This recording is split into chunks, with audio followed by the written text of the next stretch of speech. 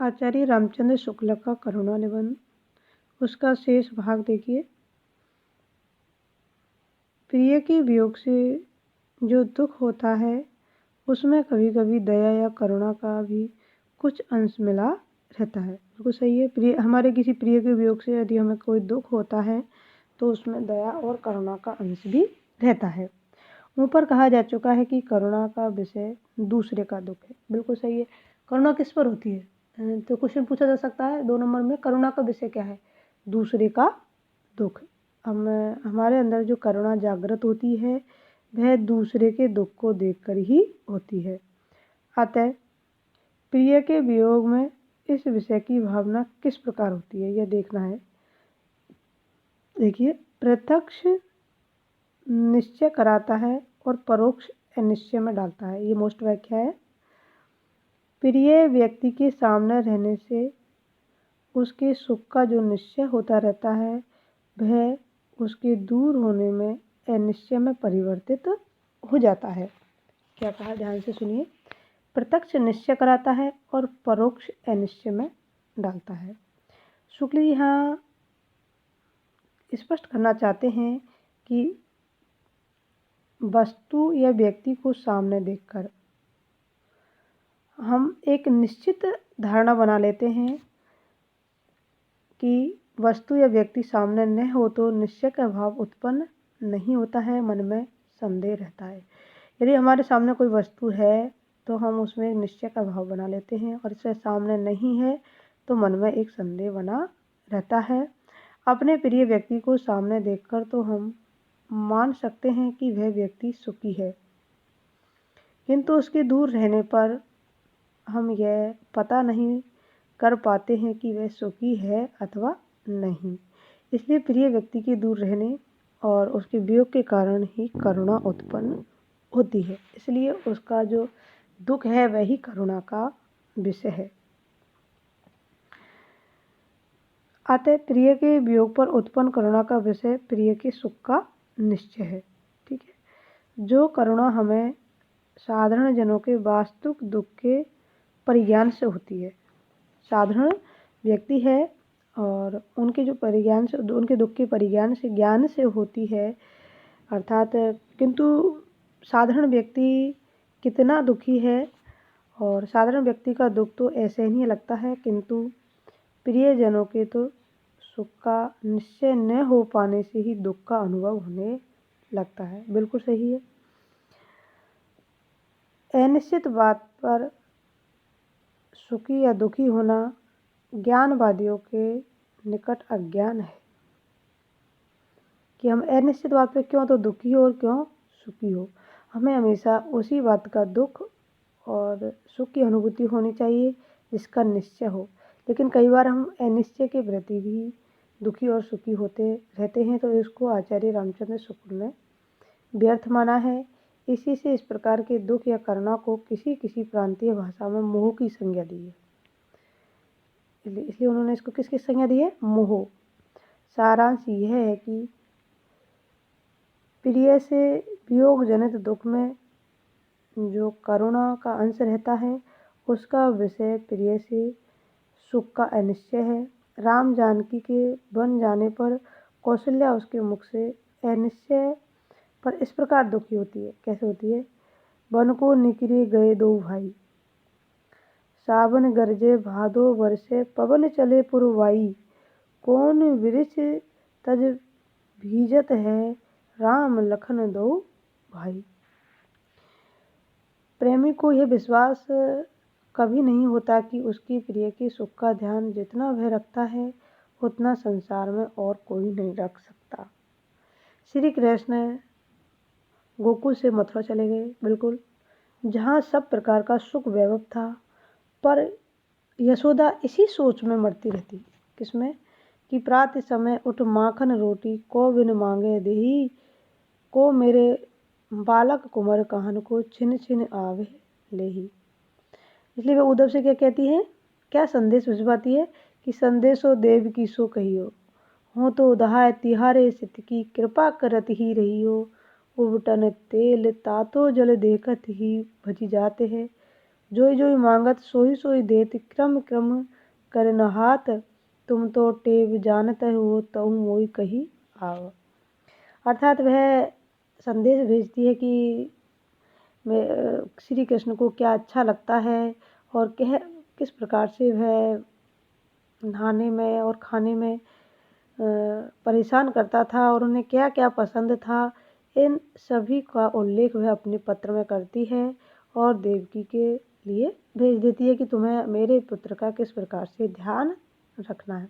तो पद्य तो तुम्हारा आते नहीं है तो इसकी व्याख्या की जरूरत नहीं है। देखिए, वैसे तुम इसको पढ़ चुके हो पहले। वियोग की दशा में गहरे प्रेमियों को प्रिय के सुख का अनिश्चय ही नहीं, कभी कभी घोर अनिष्ट की आशंका तक हो जाती है। जैसे वह पति वियोगिनी संदेश करती है, क्या देखो, नहीं सॉरी संदेह करती है। क्या संदेह कर रही है देखो। नदी किनारे धुआं उठत मैं जानू कछु हुए, जिनके कारण मैं जली वही नहीं जलता हुए। शुद्ध वियोगी का दुख केवल प्रिय के अलग हो जाने की भावना से उत्पन्न क्षोभ या विषाद है, जिसमें प्रिय के दुख या कष्ट आदि की कोई भावना नहीं रहती। जो शुद्ध वियोगी होता है उसका जो दुख है वह तो मात्र अपने प्रिय के अलग हो जाने से ही प्रकट हो जाता है। किसी क्षोभ या विषाद जिसमें छिपा रहता है। जिस व्यक्ति से किसी की घनिष्ठता और प्रीति होती है, क्या कहा ना, जिस व्यक्ति से किसी की घनिष्ठता और प्रीति यानी प्रेम होता है, वह उसके जीवन के बहुत से व्यापारों और मनोवृत्तियों का आधार होता है। वह हमारे जीवन के बहुत सारी मनोवृत्तियों और व्यापारों का आधार होता है। उसके जीवन का बहुत सा अंश उसी के संबंध द्वारा व्यक्त होता है। मनुष्य अपने लिए संसार आप बनाता है। बिल्कुल सही है, मनुष्य अपना संसार आप बनाता है। संसार तो कहने सुनने के लिए है, हम कहते हैं संसार संसार, लेकिन अपना संसार मनुष्य स्वयं गढ़ता है। वास्तव में किसी मनुष्य का संसार तो वही लोग हैं, कौन, जिनसे उनका संसर्ग या व्यवहार है। हमारे लोग हमारे परिवार है, हमारा संसार हमारा परिवार है। अर्थात जिन लोगों के साथ हम रहते हैं, जिनसे हमारा रोज संसर्ग होता है, वही हमारा संसार है। जैसे छात्रों का संसार उनके माता पिता है या मित्र है। अतः ऐसे लोगों में से किसी का दूर होना उनके संसार के एक प्रधान अंश का कट जाना है, जीवन के एक अंग का खंडित हो जाना है। यदि ऐसी स्थिति में हमारा प्रिय हमसे दूर हो जाता है तो वह ऐसा लगता है मानो हमारे जीवन का एक अंग ही खंडित हो चुका है। ऐसा शुक्ल जी यहाँ समझाना चाहते हैं। किसी प्रिय या सूर्यदेह के चिर वियोग या मृत्यु के शोक के कारण करुणा या दया का भाव मिलकर चित्त को बहुत व्याकुल करता है। कई बार हमारा चित्त किस प्रकार से व्याकुल हो जाता है कि कोई हमारा प्रिय है या हमारा कोई मित्र है, उसके चिर वियोग या मृत्यु के शोक के कारण, मतलब बहुत समय का वियोग या मृत्यु के शोक के कारण करुणा या दया का भाव मिल जाता है उसमें, और वह हमारे चित्त को व्याकुल करता है। अर्थात यहाँ यह कहना चाहते हैं कि हम किसी प्रिय की मृत्यु के वियोग से व्याकुल हो उठते हैं। किसी के मरने पर उसके प्राणी उसके साथ किए हुए अन्याय या कुव्यवहार तथा उसकी इच्छा पूर्ति में अपनी त्रुटियों का स्मरण कर यह सोचकर कि उसकी आत्मा को संतुष्ट करने की भावना सब दिन के लिए जाती रही है, बहुत अधीर और विकल होती है।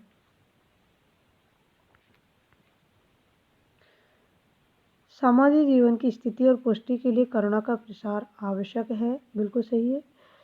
समाजशास्त्र के पश्चिम ग्रंथकार कहाँ करे कि समाज में एक दूसरे की सहायता अपनी अपनी रक्षा के विचार से की जाती है। एक दूसरे की सहायता इसलिए करती है कि हम किसी की सहायता करेंगे तो वो हमारी करेगा।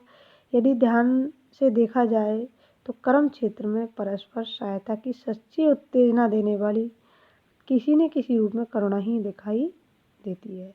तो इन सभी कार्यों में हमें क्या दिखलाई पड़ता है, करुणा का भाव, क्योंकि करुणा के भाव से प्रेरित होकर ही हम किसी की सहायता करते हैं। मेरा यह कहना नहीं कि परस्पर की सहायता का परिणाम प्रत्येक कल्याण नहीं है। मेरे कहने का मतलब यह है कि संसार में एक दूसरे की सहायता विवेचना द्वारा निश्चित इस प्रकार के दूरस्थ परिणाम पर दृष्टि रखकर नहीं की जाती। अर्थात हम किसी की सहायता इसलिए नहीं करते कि हमें इसका अच्छा परिणाम मिलेगा, बल्कि किस लिए करते हैं? मन की स्वतः प्रवृत्त करने वाली प्रेरणा से। बल्कि हम तो यह स्वतः प्रेरित होकर ही करते हैं, उसके परिणाम पर ध्यान नहीं देते। दूसरे की सहायता करने में अपनी रक्षा की संभावना है। दूसरे की सहायता करने में क्या है? अपनी रक्षा की संभावना है। इस बात का उद्देश्य का ध्यान प्रत्येक विशेषकर सच्चे सहायक हो तो नहीं रहता। ऐसे विस्तृत उद्देश्य का ध्यान तो विश्व आत्मा स्वयं रखती है। वे ऐसे प्राणियों की बुद्धि ऐसी चंचल और मुंडे मुंडे भिन्न वस्तु में भरोसा नहीं छोड़ती। किस युग में और किस प्रकार मनुष्य ने समाज रक्षा के लिए एक दूसरे की सहायता करने की गोष्ठी की गई है। अर्थात हमें समाज की रक्षा के लिए हम किस प्रकार एक दूसरे की रक्षा करते हैं, यह समाजशास्त्र के बहुत से वक्ता लोग ही जानते होंगे। यदि परस्पर सहायता की प्रवृत्ति पुरखों की उस पुरानी पंचायत के कारण होती, हमारे जो प्राचीन लोग थे वो एक पंचायत के माध्यम से झगड़े का निपटारा करते थे। यदि उसका उद्देश्य वहीं तक होता तो समाजशास्त्र के वक्ता बता लाते। हमारी दया मोटे मुसड़े और समर्थ लोगों पर जितनी होती उतनी दीन अशक्त और पायजुत लोगों पर नहीं। जबकि होना ये चाहिए कि हमारी जो दया है वह हमेशा अपाहिज, निस्सहाय या दुखी लोगों पर ही होना चाहिए, जिससे समाज को उतना लाभ नहीं है। पर इसका बिल्कुल उल्टा देखने में आता है। दुखी व्यक्ति जितना ही ऐसा असमर्थ होगा उतनी ही अधिक उसके प्रति हमारी करुणा होगी। बिल्कुल सही है। जो दुखी व्यक्ति है वह जितना अधिक ऐसा होगा, असमर्थ होगा, उसके प्रति उतनी ही करुणा हमारे मन में होती है। एक अनाथ अबला को मार खाते देख, कोई एक अनाथ है, अबला है, उसको पिटाई खाते देख हमें जितनी करुणा होगी उतनी एक सिपाही या पहलवान को पिटते देख नहीं हो सकती। इससे स्पष्ट है कि परस्पर सहायक के जो व्यापक उद्देश्य है उनका धारण करने वाला मनुष्य का छोटा अंतःकरण नहीं बल्कि विश्व आत्मा है। इसलिए हमारे मन में यदि दया है, करुणा है, तो वह हमारा जो अंतःकरण है वह सीमित नहीं हो सकता, वह एक विश्व आत्मा का रूप धारण कर सकता है।